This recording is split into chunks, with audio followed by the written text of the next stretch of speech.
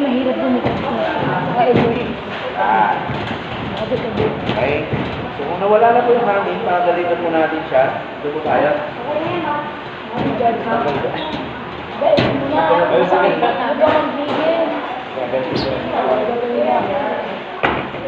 Masahin lang po natin siya ng little bit. Para tanggal na. Para mamaya pagkalag po yung pinapay nyo. Okay. So, lalaki po ako. susukatin na po natin siya. Kung mga pa yung nilipis na siya. Meron na po.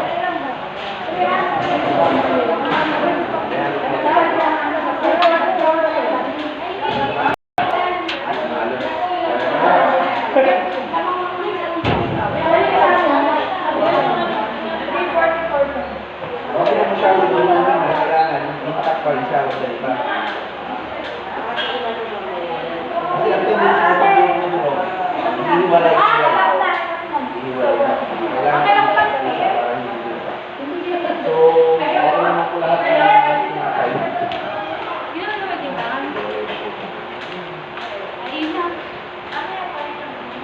Okay. So, gagawin po natin. Ayaw ba? I-divide po natin siya into how many gram.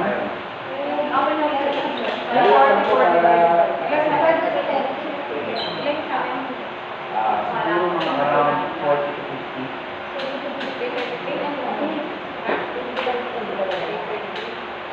Mga 50 po siguro.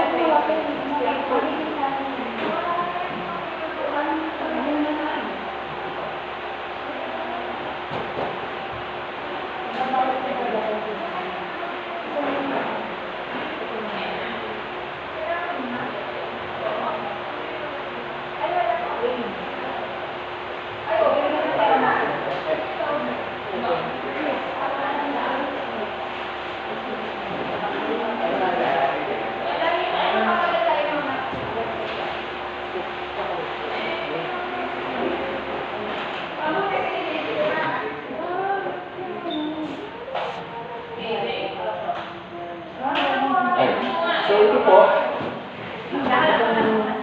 Magkano po tayo ng...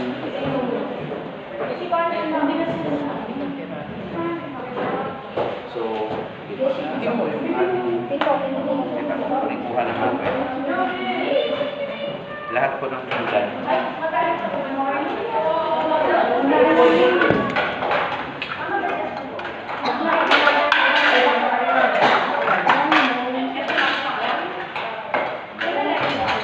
Nandun na po tayo sa benching. Nasukat na po natin yung pinakasukat. Ang gagawin na po natin sa rounding. Ang gagawin po natin sa rounding. Nasukat na po natin pagdapantay-pantay. So, pinaka-akong ko lang po. So, usually, dito lang po natin ilalagay lahat. Kasya naman po siguro dito. So, actually, magdidikit po talaga yan. So, ang gagawin po natin ngayon para hindi masyado direct yung heat. Kasi natin ang gagawin. Tatataran mo na po dito, sir. Yes, sir. So para po hindi masyadong direct yung heat sa ating pan, lalagyan po natin dito ng parchment paper or wax paper. Lalagyan po natin ng wax paper. Kung ano po kayo ng parchment, ang breadcrumbs po natin. So gagawin po natin sa rounding, ganito po. So sa rounding, ilog lang po natin. So kailangan, sa pag-round po natin,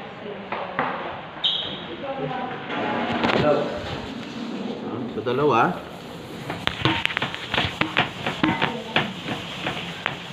Bilog na bilog, tapos kailangan medyo makinis. So ibig sabihin, meron pa.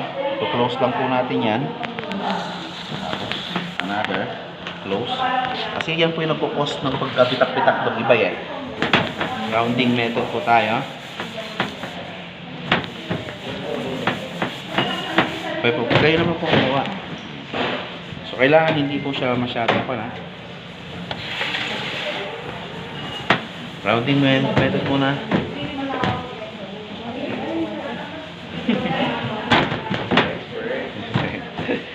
So, ito po. ating red chair.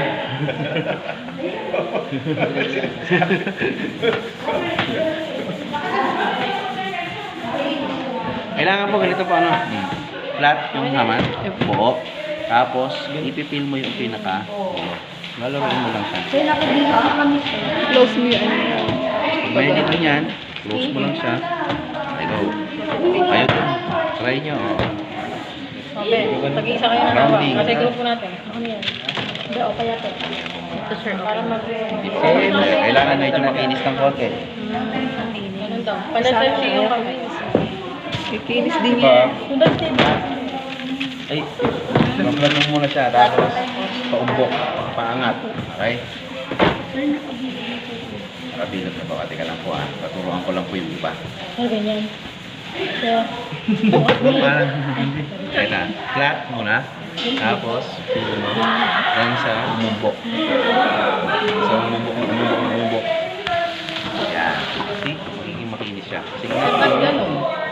Flat mo muna nga po. Flat Ganun. muna. Then, Ito. hanggang paumbok ng paumbok. Ayan. Para ka lang humahawak dyan ng Sir. Flat. Tapos, Sir. Pipin, ano yun mo, iklok mo. I-close lang. yan. Sige. Ay, talagang ayos. Ngayon, kapag okay na po siya, bench lang. Okay lang naman po. Basta importante hindi yung bang tipong hindi na siya aangat. Kasi kapag nabiyak yan, pag hindi masyadong close, bumubuka. Yes. Yan. Okay? Sa ayaw kuminis. Right? So, nakuha na po natin yung parchment. Pag-open na nga po ito. Kumuha po tayo, pakilagay po sa isang lalagyan. Dito na lang. Sa akin. Ako. Dati na natutunan ko. Bakit ganun lang kami? Yan. Huwag kang magulo. Yan. Okay na yan. Okay. Doon na tayo sa final shaping po niya. Na, nasaan na po yung parchment niya? Nakapaglagay na po ba kayo ng Hindi. pantika? Look po. Yung ano, tray ni sir. Ito. Alik mo dyan.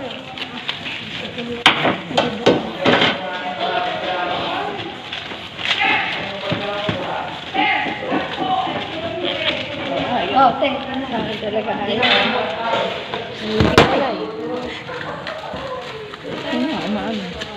Stay. Abay, Stay. Kailangan may ano, medyo may... Okay.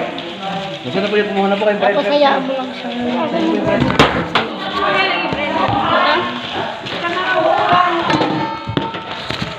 Ikiinis ka rin hanggang mamaya. Hayaan Ano mo ba yung lang siya bread crumbs niya? maglaro sa loob. Ito po. May breadcrumb. Uy, breadcrumb. Diba? Okay. Yan. So, Ayaw gagawin na po talaga sa natin akin. dito. Breadcrumbs muna sa ilalim. Ayaw, man. Kaya hindi masyadong masunog yung ilalim niya. Gagawin na po natin final shape. Ano bang final shape ng pandesal natin? Ano bang gusto niyong shape? Gusto niyo ba ng medyo mahaba ng konti? Mahaba ng konti, okay?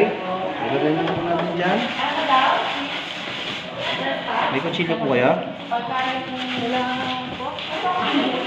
Doon, may kutsilyo. Ay, hindi. Sa akin nga rin, ayaw. I-oblang lang natin ng konti. Hilo-hilo na yung ano kayo. Oo, ayaw. Ano, i-close mo. Ganun. Ilan po ba yung nagawa ninyo? 7 po. Ayan po. Tapos ito. Ikaw nga bumilo. Ikaw nga. Ayaw naman. Ay, buti nga yung sa'yo. Ay, no? Bumuka. Ay, kung malaki. Wala na. Medyo mahaba ng konti, pero okay na yan. Nasa na po yung dalawa. O, yung dalawang. Bugyan mo na Ayaw isa. nga Ay, Ayan, pag-inisip ko na, ayan, si ate, nagbibis sa saka, o, yan, no? Sige lang. ayan, okay na po. Tayo, sis. Natin. Yan yung final shape na gusto ninyo. Kung gusto niyo, lagyan nyo ng ganito para medyo mas maganda ng konti.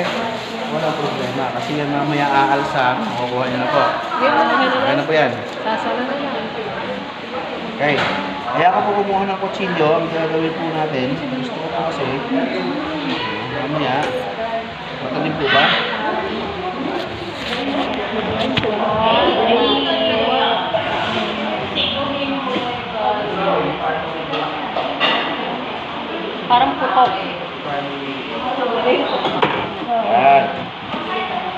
So ngayon po, ilalagay po muna natin siya doon sa another resting 40 minutes. 30 to 40 minutes po muna. Tapos ang gagawin na po natin, 50 to 40 minutes ang gagawin po natin. Pakitabi na nga po muna ito. 40 minutes. Pupunta na po tayo sa kalan. Ay, pakipot. 10:40 na. 10:50. Ano? That's 40. Ipipreheat na po natin itong ating oven. Okay? So, slow heat lang po tayo. Para po dito. Tapos na kayo? Dalawa pa kami. Dalawa pa kami.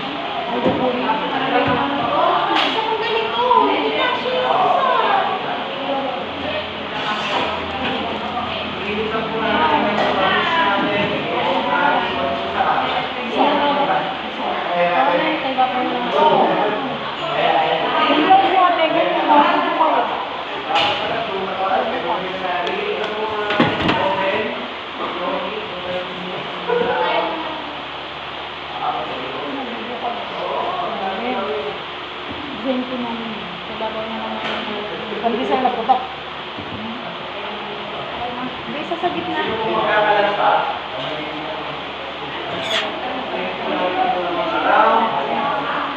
Ay, iniwaan.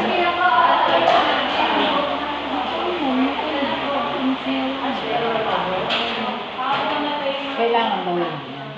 Hindi lang talaga gawin. 30 to 40 minutes po Okay na pa? Ganyan yung itsura na gusto nyo sa pandesal ninyo. Yan ang kalala niya. Lima lang din yung nagawa niya. Sinix po ninyo.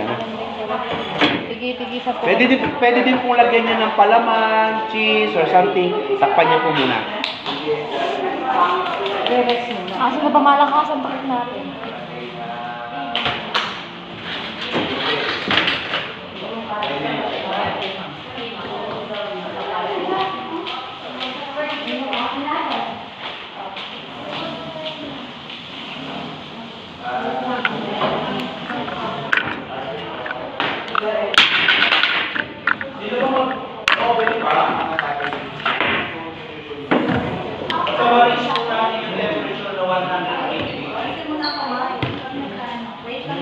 Mamaya kung gagawin po natin dito, dodoblihin natin. Doblihin natin ba? Tingin-tingin nyo na ito. Mamaya kung pag-iwan. Yes. Kung okay lang naman tayo, sige, wala problema. Pero kung na lang kung dito sa bahay, parang isang magawan na lang natin.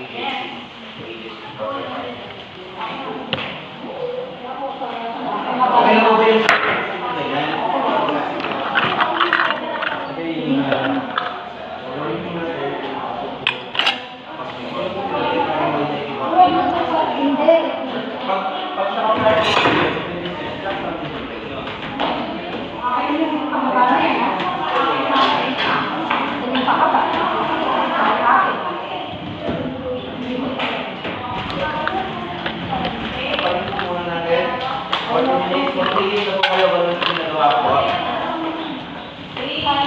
Sapan, para makain natin yung pan.